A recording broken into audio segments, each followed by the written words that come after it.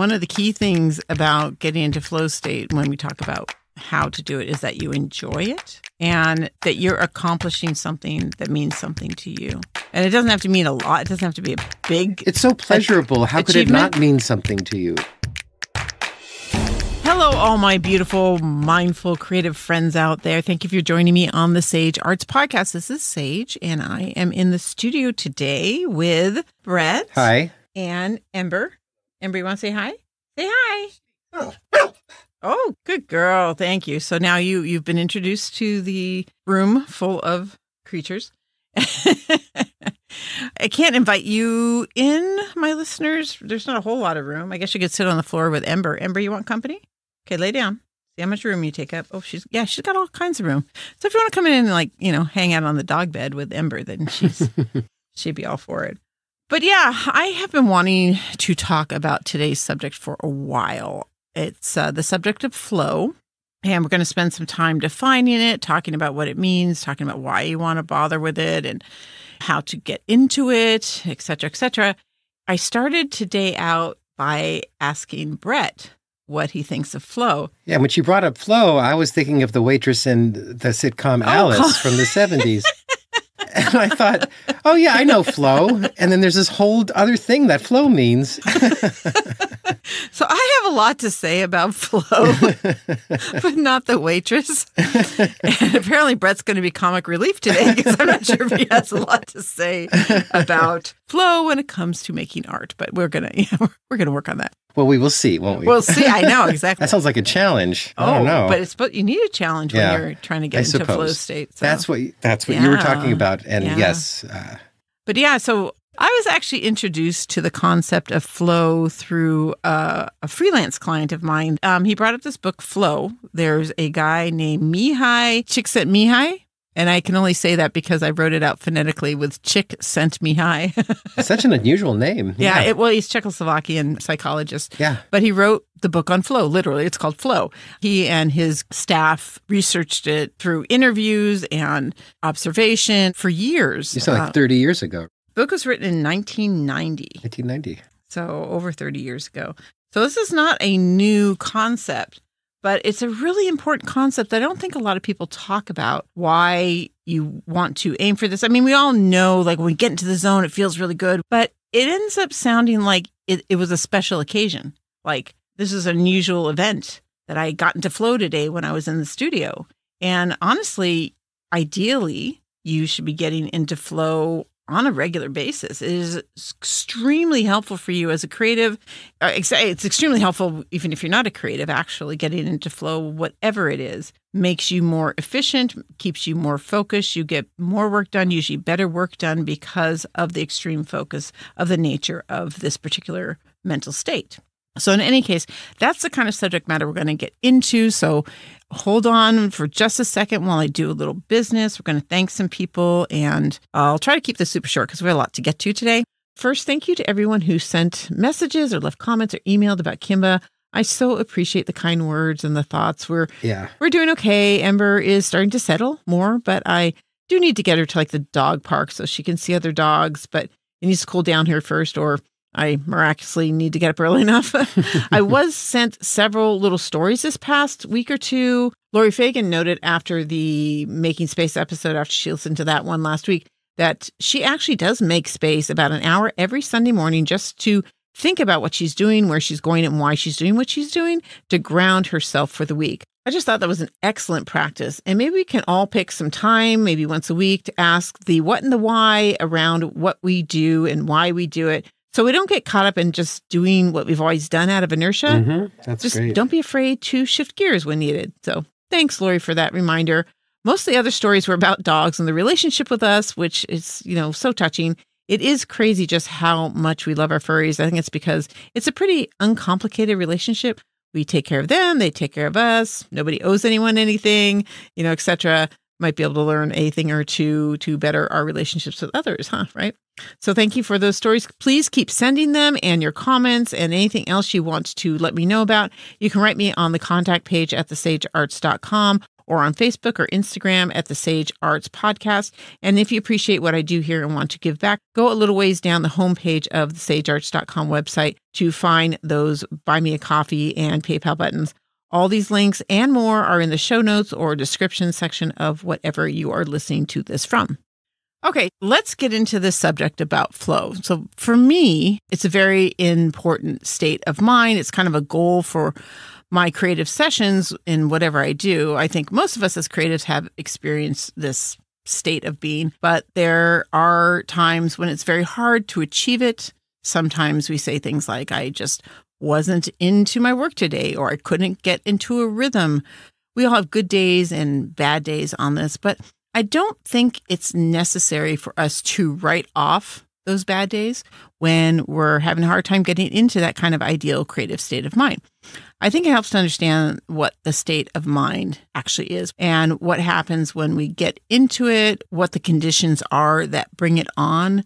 And this can help you get into your work or find your rhythm when it's not so easy to slip into it. So kind of the things you want to have in your mind today is just like, think about the times that you do get into flow, what you're doing.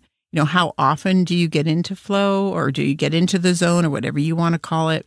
And are there times when you find it difficult, and why? And we're going to actually hopefully answer some of those questions for you as we go. So we're going to start with, what is flow? And it's not a waitress, Brett. Well, that was okay, it might be a waitress too, but that was my last recollection of it. But I asked him this morning, what is flow? And your definition was, that's just like when I get focused and into my work. Right, which is and true. It kind of comes through me to a degree. When I step out of my own way, it sort of has its own motivation. Yeah, you identified it as the kind of unique way in which you work. You're in a unique process, that you're in your particular state of creating, which I thought was interesting, that you were thinking about it in terms of your individual approach to making art, which I guess can be true to a certain extent, because getting into the zone is actually different for everybody. Getting into flow is different for everybody. But the more specific thing that I want to talk about today, just so we're clear about what it is, and like I said, the term was established by Mihaly, Csikszentmihalyi. He developed the term because everybody that he talked to would talk about things in terms of it flowing or moving effortlessly or time flowing effortlessly. And it's just simply the mental state of being in which you are fully immersed in doing something, experiencing unwavering focus and a fulfilling satisfaction in the process. In flow, we experience like a great inner clarity, a loss of time, an effortless motivation, and what I think of as purposeful contentment. It's often referred to as serenity, but I think sometimes you get into the zone in a very like high energy mode. So I don't think of it as serenity, but you feel very content in what you're doing. You feel like you're where you're supposed to be, right? So yeah, in the TED Talk, he referred to it as ecstasy. Yeah, he did use ecstasy. We watched a couple videos with Csikszentmihalyi talking about his theories. But yeah, he used ecstasy as the word. Of course, we think of ecstasy a lot of the times as being like, so much pleasure. Crazy passionate thing. It is very pleasurable. It is very pleasurable. State of mind. I didn't know it was a whole study. Yeah. It's something that I've always done. I didn't know there was a whole study about it since 1990 kind of thing. And before, because he wrote the book after he did all the studies. And it goes way back to, what was he saying, Marcus Aurelius? Yeah. There's mentions of these kinds of experiences in ancient Greece and Egyptians, right? Egyptians, like German Incas, philosophers. Yeah, this whole idea of flow is not new. It's just how it's been talked about, the terminology that's been used. So really quickly, I'll go through the circumstances under which Csikszentmihalyi said that you would fall into flow or get into flow. And it's primarily when you're challenged, but not so much so as to be frustrated, and that you have tasks that engage inherent skills that you have or learned skills that you have. So he has an actual list. There's like 10 points that he found tended to be present in most all states of flow. So they include things like the activity is intrinsically rewarding to the person doing it. 2, there are also clear goals that, while challenging, are still attainable. So goals that you're going to be able to reach or that are easily reached through the process and that you realize you can do them, so you keep doing them. 3, there is a complete focus on the activity itself. And then 4, you experience feelings of personal control over the situation and the outcome. So you feel like you're not out of control. You're not wondering if you're going to be able to do it, but that you feel like you're going to be able to do it. 5, you have feelings of serenity. Like I said, they use serenity in this, but I say contentment just because of the high energy potential. And that there's also, with that serenity, kind of a loss of self-consciousness. You're not thinking about yourself. So you're not being judgy, which is really cool and really important. You also get immediate feedback, as in you're working on the work and you can see the accomplishment in the process of what you're doing. So you get that feedback of, this is good work. This is something I am completing and accomplishing, to a level that is satisfying for me. Yeah. On that TED Talk, we saw a quote from an Olympic figure skater. And when she was doing her routine, where everything was coming together and she was in the moment 100%. That's what they call the ecstasy of it. Yeah, you can see where the word ecstasy comes into that. Yeah, because, it's all just happening. Because with all the training and the skills that she had, it all came together in that moment. Yeah. And let's see. So 7, you know that the task is doable. And there's a balance between your skill levels and the challenge that has been presented. So those two meet and you're able to accomplish what you're trying to do. And that's new to me. Yeah. It was interesting. Yeah. And 8, you experience a lack of awareness of your physical needs. Mm-hmm. I can't stand eating. I can't stand it. Right. Eating me too. gets so in the way. Drinking water, all that stuff. Going to the bathroom. Water, I'm good for. Going to the bathroom is the worst. Definitely peeing. I'll just hold it because I'm just like, I'm not getting up right now. I'm doing things. Yeah. I know. But when you're in a flow state, in that really enjoyable state, that you're like, I just love being where I'm at. Everything else is completely secondary because there is no room in your brain, and in the stuff that I was reading, it sounded like no room in your body. Your body has its own kind of brain. I don't know how to explain that, and someday maybe we'll get into that. But your brain is not the only thing that thinks and has imperatives that it puts forth. But you are so focused on what you're doing when you're in a flow state that none of that stuff matters, and your physiology literally puts it all aside.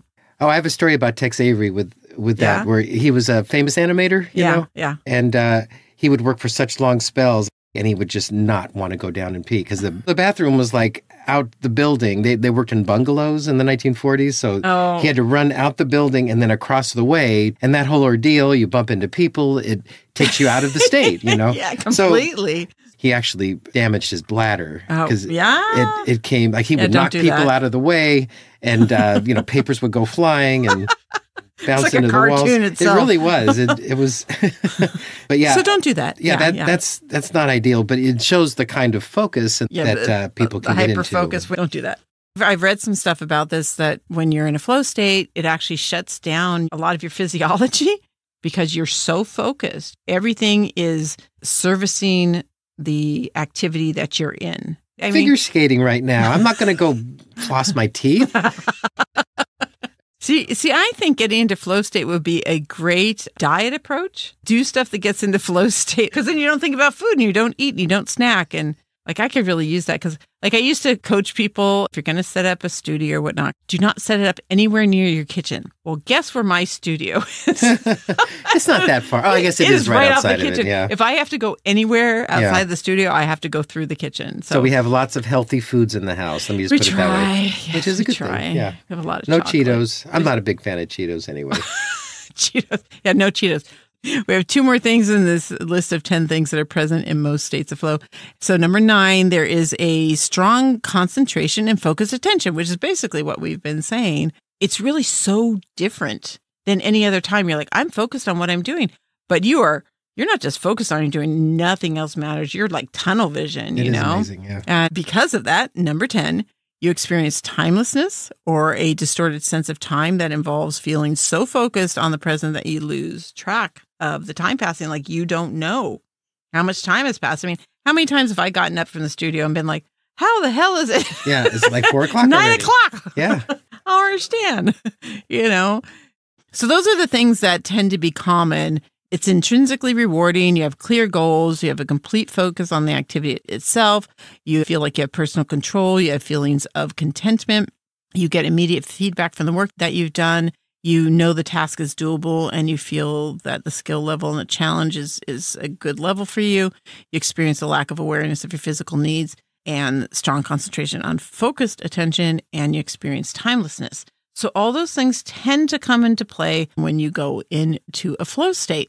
So hopefully that gives you a good picture of what it is that we're specifically talking about, because I didn't even think that other people had different definitions of it, but I have been looking at it, reading about it. I read that book. I've been doing stuff for my freelance client for a while. Yeah, I had no idea all that existed. Really. Yeah. I mean, so there must be some approach, some discipline that you're going to talk about today. I am going to talk a little bit about. I'm ahead of the curve. I think you just know me. Do tell. So the first thing, I think the first thing people might want to know, and I guess like when I'm writing this stuff up, I always think about some cynical person going, why is she telling me this? I don't know why I have that in the back of my mind. But no, I mean, it's good. Like, why? Why is it important to get into flow state? Does it really matter? Can you be an artist and never get into flow state? I'd say probably yeah. But one of the reasons that people talk about flow state so much is because it makes you more efficient. It allows you to increase your abilities and your skills much more readily or much more consistently than if you didn't ever go into flow state. So we can talk about all the reasons why. Why would you think, Brett? Mm-hmm. Why would you think flow state is important? I'm going to put you on the spot, man. Okay.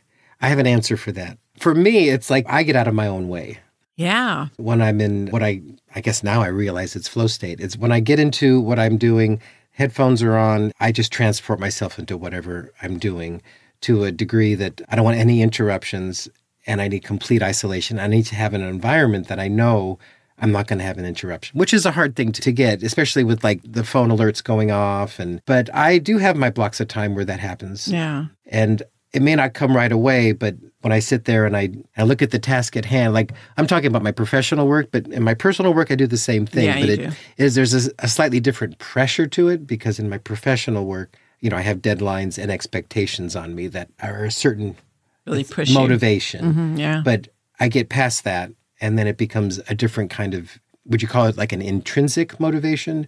Once I really enjoy what I'm doing, that's the best part because it doesn't feel like work anymore. Yeah, Though, I'm getting paid, so I have to keep that a big secret because I'm not actually working. A big secret from your consciousness. I'm actually really enjoying that process. One of the key things about getting into flow state when we talk about how to do it is that you enjoy it. And that you're accomplishing something that means something to you. And it doesn't have to mean a lot. It doesn't have to be a big It's so pleasurable. How could it not mean something to you? Well, like what kind of flow states don't include art? Like I love to weed. Yeah. Which is really weird. But pulling weeds, really? Pulling weeds, man. It's so zen and you can totally get into it. And it kind of borders on the doing nothing thing because my brain doesn't have to be overly engaged in it, but it's very satisfying. And I can I can stop and figure out why is this weed like so difficult? What tool am I going to use and to get it out? And it's not a high level accomplishment, but it's very satisfying. So that's, I think, what you're after is that it's very satisfying. So you can get into flow states that don't have to do with art. You can get to flow states in all kinds of things. It's very important in business. They try to get people to achieve flow state because it's the most efficient way to work. But again, it depends on whether they enjoy the work. Literally, the parameters for getting into flow state could be done with anything. But let's first talk about the why. Flow state, for one, it makes you happy and it leaves you with a sense of fulfillment. And who doesn't want to be happy? So if you can achieve happiness and satisfaction in something that is controllable for you, why wouldn't you do it, right? It also reduces stress. It pushes your worries and your anxiety away because there's no room for anything else except for the task at hand when you're in the flow state. So it is a stress reducer. That's always useful this day and age. It can also help you regulate emotions as flow dials down your emotional turmoil. It puts it into kind of a calmer, more stable state. It also helps to feed motivation because flow is something that we look forward to, right? You like getting into the zone. You like being like everything's coming together, right? Especially if we know how to get into it and we don't have to just be like, oh, it's like some days I'm good with it and some days I'm not. And I'll talk to you about how you can get into it. So you look forward to it if you can actually make it happen. Flow means complete focus, which increases your performance in a task, which means you have more efficient work.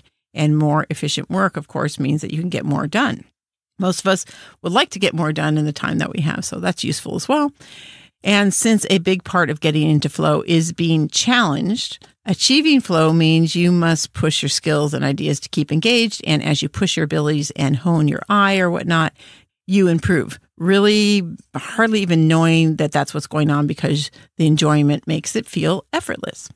And then it can inspire and improve your creativity, partly in pursuit of that sense of enjoyment. Like, most of us like to let our imagination run wild, right? But it also, it improves access to your imagination simply because you are doing it so much and so readily. And then also, once you're in the state, you don't need to get motivated or keep yourself motivated. You just are motivated as a result of the enjoyment and because you're being challenged and achieving results. And that sense of accomplishment keeps pushing you to keep working. I think you also get less judgy of yourself. Flow has been found to cause a decrease in activity of the prefrontal cortex of the brain, which is essentially the higher cognition functions, including self-consciousness. So that means you're less self-conscious, you're less judgy. You can set that editor or that critic aside and just do the work. So those are... there's probably a few more reasons. I feel like I'm forgetting something on that list. Well, my question for you is, do skills come into play with how readily you can get into a flow state? Yes, that's part of the right? the dynamic of how flow works. Like I think of I play the piano a little bit, and if my fingers didn't know where to go, if I didn't know certain basic skills of playing, then it would be really hard to get into flow state.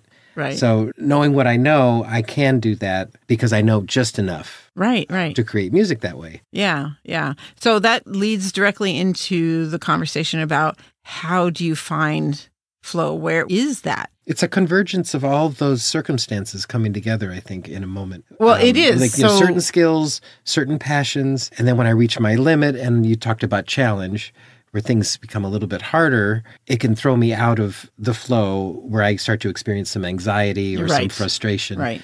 But so when I hit that now, in a way, after our conversation, I'm realizing when I get a little anxious, I realize I'm probably at the peak of my skills. Of the challenge. The challenge. And if it's over my skill set at the moment, then maybe I kind of backwind and get back into a flow state and push myself to learn those things maybe down the line. No, yeah. So we can talk about the things that we were learning this morning about the overlap of two primary things that get you into flow, which is that you need to be challenged and you need to have a skill set that can meet that challenge. So the challenge aspect is that whatever you're doing should not be so challenging as to be frustrating, but not have enough challenge that you're not bored. So on he did a chart where the vertical line was how much you were challenged and the horizontal line was how your skill set. So if the challenge is low and it requires pretty minimal skills, you're just going to be bored. That's not interesting. It's not challenging. It doesn't push you. So yes, when it's low challenge and requires low skills, you tend to be bored because we don't feel achievement unless we are challenged. You don't feel like you achieved something. If it was something easy to do, like I can walk down the street, you're not like, woo, look at me, there's no satisfaction. It depends on how you walk down the street, but true. There are ways to do it, which could be pretty much of an accomplishment. Very challenging, yes, yeah. Like on one foot, for instance, you could be hopping That's down not the walking then anymore. Yeah, it's not really That's walking. hopping. That's hopping. Okay. Anyways. Okay, rewind. Back to the subject matter. So if the challenge is very high, but you don't have the skills for it, so your skill level is low for that particular challenge, you're just going to get frustrated and you're not going to want to do it. So you can't get into flow. You can't get into it. You're just like, you end up with anxiety is what was on the chart at the top of that vertical line when it was the skills were all the way over on the left side of the horizontal line. And then if your skill level is very high, but the challenge is low, it isn't interesting. It isn't something you're like, I have these skills. Like if you are a talented painter and somebody wants you to paint an apple in a realistic way, you're like, you know how many times I've done an apple? in school or whatever. You're like, this is not a challenge. You want to do something different. You want to do something different. Something interesting. You want to do like dragon fruit. And then there's some challenges because they got all those weird little pieces on them. An apple with a bite out of it. Now that's I think it's a little bit more interesting. But yeah, you want the skill level that you have to be met by a challenge that is high enough to challenge your skill level. To make it interesting for you too. So whatever you're doing in order to get into flow, it needs to engage you, and that requires challenge and it requires skills that can meet the challenge, but maybe not be... So not too challenging, for instance. Not too challenging. And you don't necessarily want to have a skill level that goes above and beyond what the challenge presents, because then it's not challenging. And the cool thing about that is that if you go into flow, you are, from everything that I've read, and I can't remember if anyone actually said this straight up, but if you are going into flow, you are actually increasing your skill levels incrementally, maybe small increments, but you're going into this practice of challenging yourself. You're going to hone your skills. It may be just polishing them up a little bit because you've been doing this for 30 years, but it's still pushing your skills. So flow is not just about enjoyment and productivity. It's also about this is how you become better at what you do, right? Let's talk about when to achieve flow, because I want it to be clear that although it'd be really cool if every time you sat down at the studio table or the easel or pulled out the camera or whatever it is that you got into flow, you don't need to do it all the time, and you're not going to do it all the time. However, I think most people talk about flow in terms of, like I was saying, a magical moment that only happens every once in a while. And it really should happen on a more regular basis, if at all possible. So when you get into flow is kind of up to you. And whenever you're creating, you can try to make that an objective. If a flow state is at all possible, you should try to get into it. It's not always possible, though, and you can't expect to always be in the flow state when working on your artwork. There's too many like bits of busy work that we tend to have, or business that needs to be attended to. But you want to make space for sessions where you can attempt to achieve flow state. And after practicing this for a while, you probably would be able to. But you do need to make the space for it, like I was talking about in the last episode, making space for those things that you need. So do all your business stuff, for instance, in one portion of your day, or just one day in which you do it. And do the busy work like sanding beads or stretching canvases or framing your artwork. Do those all in one section of your day, or one day that you just spend your time on that. Unless you really like doing those things, in which case maybe you will get into a flow state because maybe there is enough of a challenge and enough enjoyment to make it something that you get into flow state with. That's true. Right? Yeah. But if the activities aren't the kind of thing that benefit from and allow for a flow state, then just don't worry about the fact that you're not able to get into flow state during those kinds of things. Just get them done and do what you need to get done and get on to the things that you can do and that benefit from a flow state. In my research about this, there actually were some suggestions that most things that you do could create a flow state. But I think if you have an expectation that everything you do should result in a flow state, you could get disappointed and stressed or frustrated by that kind of expectation.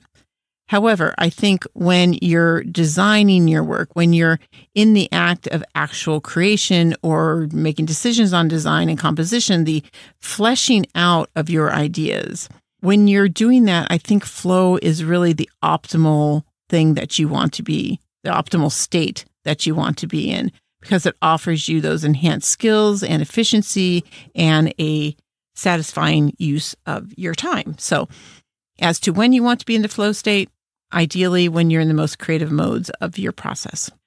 And if you can get into more than then, that's great because it has so many benefits. Brett, you really get into your work. You really get lost in your work. So, and I admire that. I think it's great that you do. You have such a intensity in what you do. Well, my professional work, the deadline plays into that too, because when I know something's due tomorrow, I would just put everything aside. Right. And nothing in my brain is permitted in except that. Because the pressure's on, And that's an interesting thought because it's not on my list. It is. We're going to start talking about how to achieve flow, but having a deadline actually is probably one of those ways because you can't let anything else distract you. You're like, oh my gosh, this is so important. Nothing else is more important. And it probably would help you focus. It For does sure. help. Yeah. It does help. Yeah. So we'll add that to the list before I even give you a list. So, in any case, let's talk about how to achieve flow. If you have the tools to achieve flow, you'll be able to get into it. Even on those days you feel like you're not really into it, you could probably actually do it if you can go through a few of these ideas that we'll give you. So first of all, everyone has different triggers and various activities that they enjoy doing that will get them into flow. So you're really going to have to determine what it is that you need to do and what kind of processes you go through that will help you get into it. So you can use these as guidelines as to kind of the things that you could attempt to help get you into flow. For one, know what you're trying to achieve. You don't want a goal that's like trying to achieve perfection, but you want an attainable goal for the kind of work that's to be done with an expected output. So you could want to complete the underpainting for a new painting project. You could want to get the face sculpted on a new figure. You could craft a half dozen sets of parts for your latest earring design, and those are your goals. You don't want to have these high expectations of yourself. You just want to have attainable, reasonable goals. Yeah, we all want it to be great. It could never match the expectations of what we dream it could be. So but set that aside exactly when you're trying to just get the work done. You just do stuff and then it's done. And then you can look back in a week and see, oh, was that something that really worked? And then you could go through some self-critique and that kind of thing. Perfection or the ideas of what other people are doing online and you're trying to do what they do or top them or whatever. Just set that stuff aside. Just set yourself some attainable goals. And then the other thing, and this is huge and difficult. You want to know what it is? You really baited me with that one. I'm like, tell us. Yeah. It is eliminating distractions.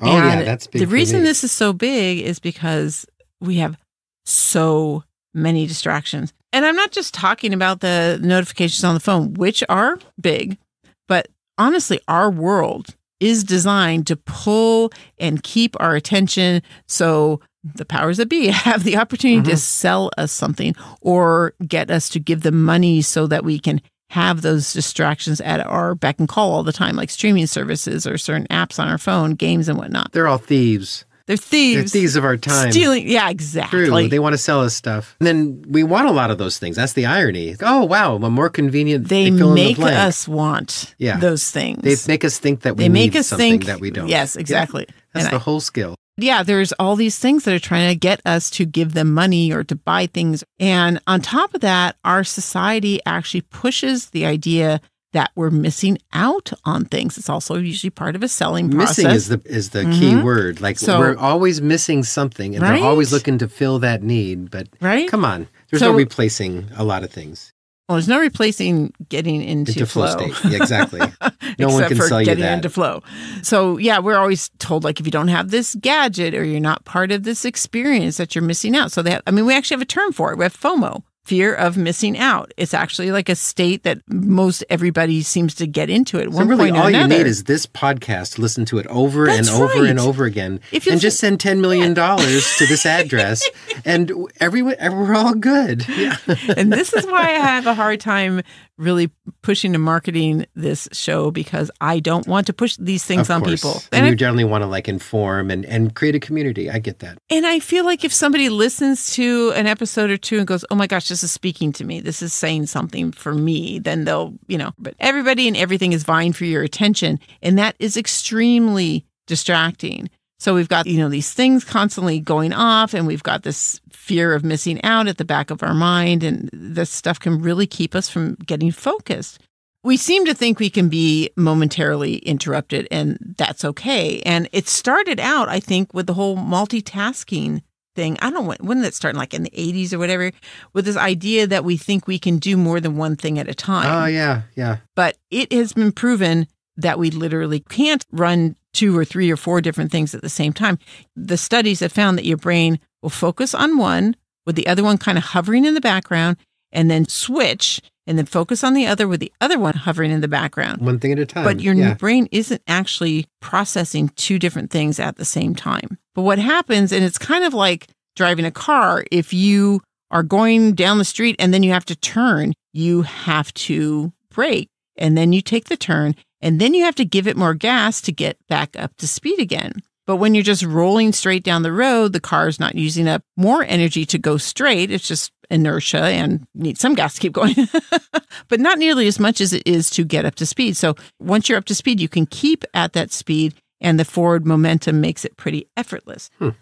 But when your brain is switching gears all the time, like making turns all the time, like going through a maze, it's constantly braking and then trying to get back up to speed and then braking and trying to get back up to speed, which makes it very inefficient. Like you can't go through a maze at the same speed as going down a straight road. But yeah, so studies have proven that you can't write an email and listen to the news at the same time or sketch an idea and talk on the phone at the same time. You'll just go back and forth and sometimes rather quickly. And that's where it becomes like more like driving through a maze. And you can never really get up to speed on any one task because you keep having to slow down and change direction. And there's been some studies that actually estimated that we lose up to as much as 40% of our work time by trying to multitask. Isn't that crazy? 40%. I thought it was more like 30%, but 40%. 30%. I thought it was like 39. It was 38.2%. Yeah, but our work time and the quality of our work by multitasking just goes down to absolutely. And so that's what is going on with your brain. So multitasking, hiccups and stops. Exactly. It becomes extremely inefficient.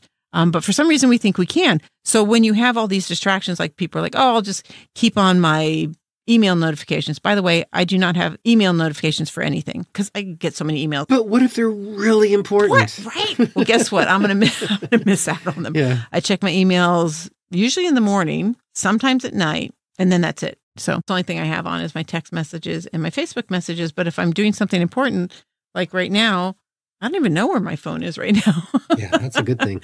I turn things off when I'm doing things like this, when I'm in the middle of writing, things like that. There's nothing that usually that is going to not just be there waiting for you when you're done doing what you're doing. So if you can turn off notifications, that is ideal. I just had a notification turned on for this new app that I joined. Whoever helped me specifically recognize that chime is to Discord. So I was like, just turn it off. And then we just went into the notifications. But how was I supposed to know it was from Discord? Well, everything wants to be able to give you notices. Even a website says, can we give you notices? And you're like, no, I just come in here for a second. Or every app on your phone has a notices. Why would everything have to give me notices? Because everything wants your attention these days. Attention is money. Well, attention is money, but it's also our creativity and our time and our sanity. That's the cost of it. Yeah. Right? So in any case, just like turn off the notices and just I can hear all the. I know. Wait, I know you're in a pause state. Yeah. You're not in. I'm in a pause state. You're in a pause state. You're not in a that flow happens state. A lot. Hilarious. So these distractions, because not only is it shifting gears and everything, but it can result in something they call attention residue, which means that if you're shifting tasks, some of your attention is left behind on the previous task. So it's floating around, that task is floating around the back of your mind, keeping you from fully focusing. And if that's the case, you can't get into flow until your focus is fully on your task and you don't have all these residual things. So if you want to get into flow state, if you've made space for a session in your studio or wherever it is that you do your creative work, try to eliminate anything that's going to interrupt your focus. Okay, so remove the distractions. And we talked a lot about the phone and notifications from various things, but also distractions like tell people in your household, I'm going to be working. When my door is closed, I am working. Or, from this time to this time, I am working. So you have to have boundaries and have that time respected. Right. Because it's not just like, oh, you're doing willy-nilly, like I can interrupt you anytime. It's like, no, it's a state of mind that has a lot of value. Yeah, it's important to you, and you make the people in your household or the people that call you all the time respect it. And if they don't respect it, kick them out. That's what I say. I'm done with you. I'm just kidding. No, but no, I'm serious. Actually, no. But But you have a discussion with people in the house or whoever it is that might interrupt you. I'm going to get into flow state, everybody, so leave me alone. Yeah, exactly. Boundaries. Boundaries is the thing that we're after with this kind of thing. And when you want to please people and provide for people, that's a hard thing to say no to. It is. But respect yourself. And again, the last episode, making space for yourself, making space to take care of the things that you need to take care of is very important. And if you do that and you discuss that with the people that are in your household or whoever might interrupt you, then you're not going to worry someone's going to need you because there's an understanding. So you can get into flow state because you don't have to worry about all those other things outside your studio door. So we spent a lot of time on distractions, but it is very important to get rid of the distractions and anything that will interrupt you. Okay, so then to achieve flow state, like we keep talking about having a challenge, you want to consider your element of challenge. Csikszentmihalyi says flow also happens when a person's skills are fully involved in overcoming a challenge that is just about manageable. So it acts as a magnet for learning new skills and increasing challenges. And if the challenges are too low, one gets back to flow by increasing them. If challenges are too great, one can return to flow state by learning new skills. Okay, so then you want to mediate your challenges. You want to judge them. So like he was just saying, if you're doing something and you're getting frustrated, the challenge is probably too great. And if you're bored, you probably need to throw in a little bit more, judge if you're being challenged, but not overly much, right? Then another thing you can do is choose a pursuit that you enjoy, which seems like really duh. Obvious, yeah. But if you're saying, I want to get into flow state by sanding beads. Now, in the polymer clay world, most people hate sanding beads. So there's a good chance you're not going to get into flow state by sanding your beads unless you add something to it. So that's maybe not the most creative part of your process. So you might not think, oh, I want to be in flow state while I'm sanding beads, although you can.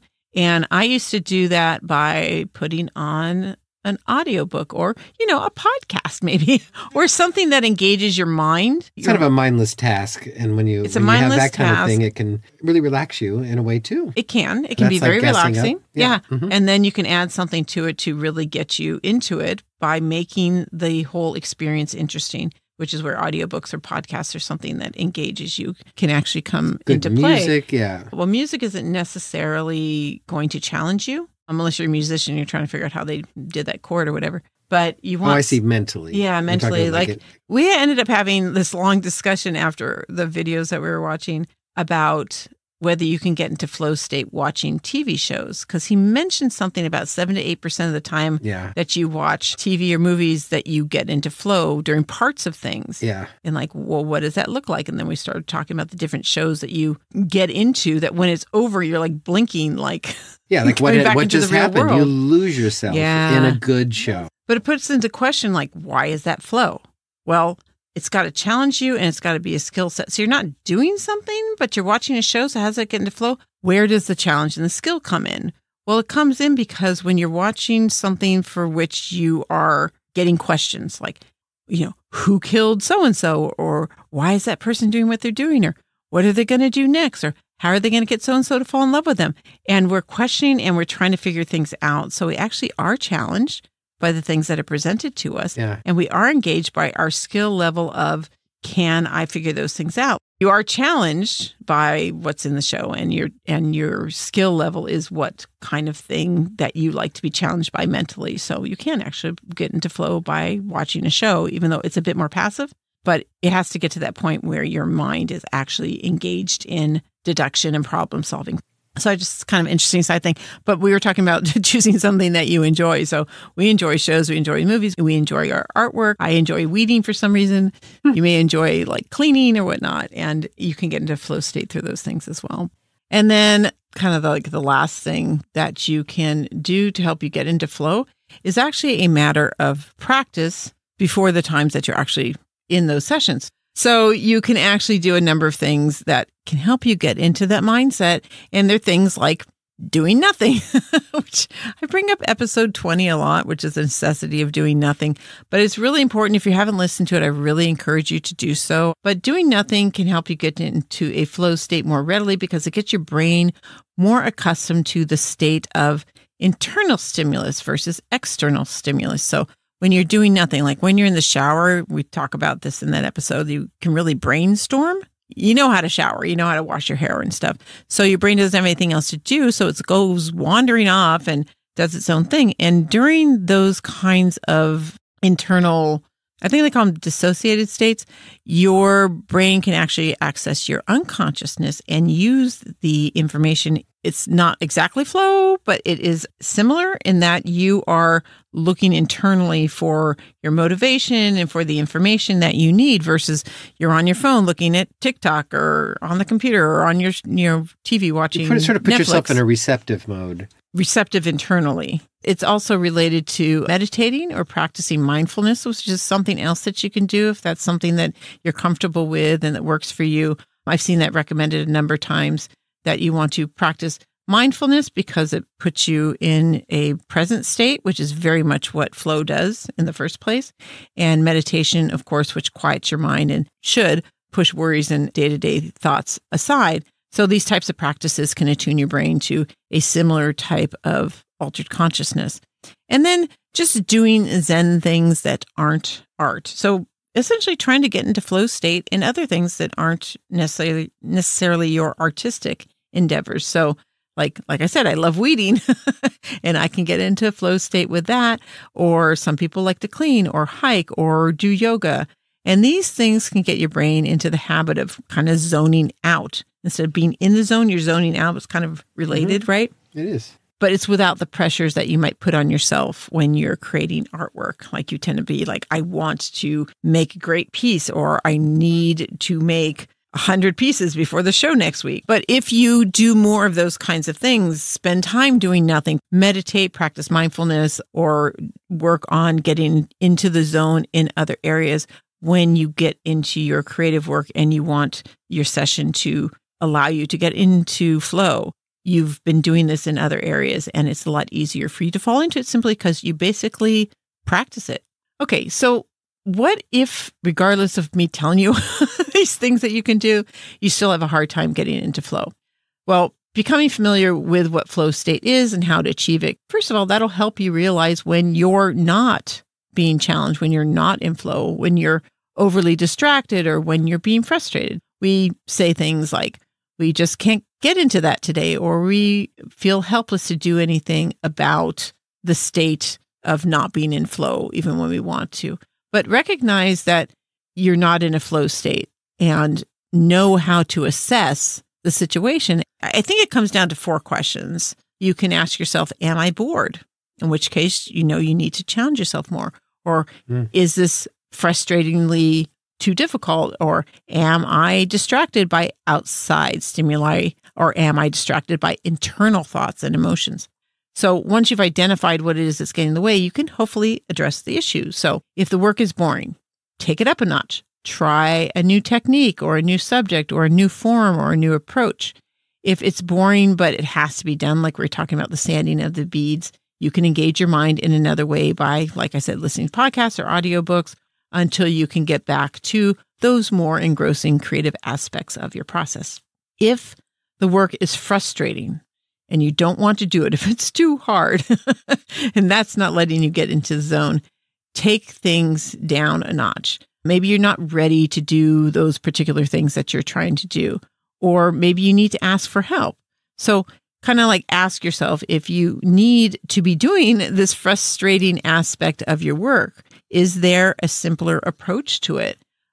Or can you enlist someone else to do the more difficult parts if it's something that's not absolutely a necessary part of your creative process? So, and then if you're distracted by outside stimuli, we talked about this, turn off your phone, turn off your computer, close the door, ask not to be disturbed. You can put on headphones and I would say supportive music. So music that has the same kind of energy that you need. So if you want it to be like calm and relaxing, put on calm and relaxing music. If you need the energy because the type of work or the painting or the sculpting or whatever you're doing feels very energetic. But yeah, headphones can be helpful as a way to get rid of outside stimuli. If it's internal thoughts and emotions, a lot of times we have things going on in our life that we just can't stop thinking about. And that will keep you from getting into flow. So if there's anything that you can do in that moment to resolve those feelings or set aside those internal thoughts, consider what it is you can do. Like, Can you take care of whatever is worrying you now by completing this dreaded task that you keep thinking, oh, I've got to. When I have more abstract things going on, I'll just write.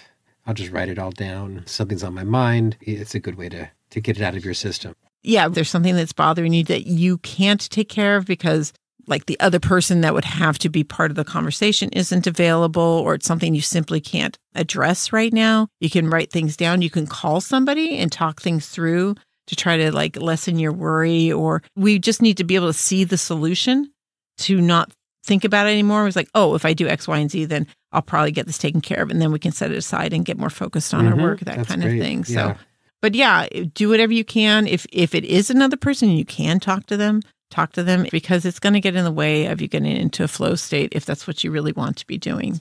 So if you can't find an alternative or a resolution for what's keeping you from getting into flow, you can do something else for the time being, maybe something until you can fully focus. Mind you, sometimes the answer is actually to just keep working at what you're doing. And you may find you just need to get into the work, and the distractions, the things that are, taking up your mind space may actually end up getting pushed into the background. So I would say give yourself like that 15 or 20 minutes at the task to see if it will resolve itself. Just don't give up too soon. And again, if you can't do it all the time, even when you want to, it's okay. The more you do work on getting into flow, the easier it's going to be to do it when you want to. And again, the more often you can, the better, but don't put a lot of pressure on yourself, because that in itself could actually be distracting. Makes sense. Right? Yeah, that's a good one. So that's pretty much what I wanted to talk about in terms of flow. Hopefully that made sense, and that you can think back about your own experiences in terms of getting lost in your work, and just think about how wonderful that felt. And wouldn't it be great if you could just make that happen anytime that you want? And you can. Just keep those things in mind. I will make a short checklist and put that in the next newsletter. So if you want to get a checklist of the things that we just talked about, make sure you're signed up for the newsletter. It just comes out. It's a little short little thing that comes out on Sunday mornings. That's it. I don't use that mailing list for anything else. I absolutely promise. So you can sign up for that on thesagearts.com. On the front page, there's a news and notices button. You can also send me comments and stories about your own ways of getting into flow. Maybe some things that you do could be helpful for some of the other listeners. That's always interesting to hear other people's perspectives. I love hearing other people's stories. Please send them to me. You can do that by going to thesagearts.com and going to the contact page. You can also write me through social media on Instagram and Facebook on the Sage Arts podcast pages. And then if you would do me a favor, if you're listening on a podcast player, go ahead and hit the follow button or the plus sign or whatever it is on the player. The more people that are following puts the podcast up on the search list, which means we could have more people in on this conversation. And I think growing that community could be important for all of us. So that would be wonderful. If you appreciate what I'm doing and you want to give back, you can donate through Buy Me a Coffee or the PayPal donation buttons. I have those on the homepage of thesagearts.com. About halfway down, you'll scroll down and see those. And you can find all of these links. Anything that I ever talk about, any kind of link item or reference that I make should be available in the show notes or the description or whatever it is it's called in your podcast players. In any case, Brett, do you have any last words on flow or being distracted or interrupting people? I mean, you mean the way I did all this afternoon? No, I asked you to. That was my fault. Yeah, I mean, that was my intention. All right. No, I learned a lot actually, sort of putting those thoughts and those ideas together, and that list was really helpful to me, I mean, it's probably a subject matter that was extremely familiar to you in terms of just knowing what flow is, because you get into it all the time. But isn't it interesting to actually be able to kind of break it down and understand it better? Because once you understand it better, you have more control over it. Like I said, we have good days, we have bad days, but you can have a lot more good days if you actually know what's going on and you can make an assessment. It's making the unconscious conscious, and that's what I sort of experienced here. And then there's something you can do about it because you are aware that this is a thing that you have some control over. So when I'm having fits of anxiety, when I'm, reaching over my skill set, now I'll know exactly what to do. And be like, hey, I'm not going to get into flow like this. So Back it up. I was going to paint the Sistine Chapel like Michelangelo, but I decided, wait, maybe I need You're going to do that on our ceiling? Yeah, on our ceiling. I don't know. I had a think whole you should picture. still do that. Yeah. I don't think you'd want me to do that. Well, maybe. I do a certain It'd kind of probably version look of it. like cartoon versions. Yeah, it would be a little on the cartoon side, I guess. Well, in any case, Brett, thank you for coming. Thanks for having me. This was fun. Ember, thanks for quietly sleeping there. And all of you out there, see what you can do about getting into that flow. I hope you really enjoy it and feed that muse, because it will help you when you're in your flow state, because there'll be all kinds of things to feed it. And be true to your weirdness, and join us again next time on the Sage Arts Podcast.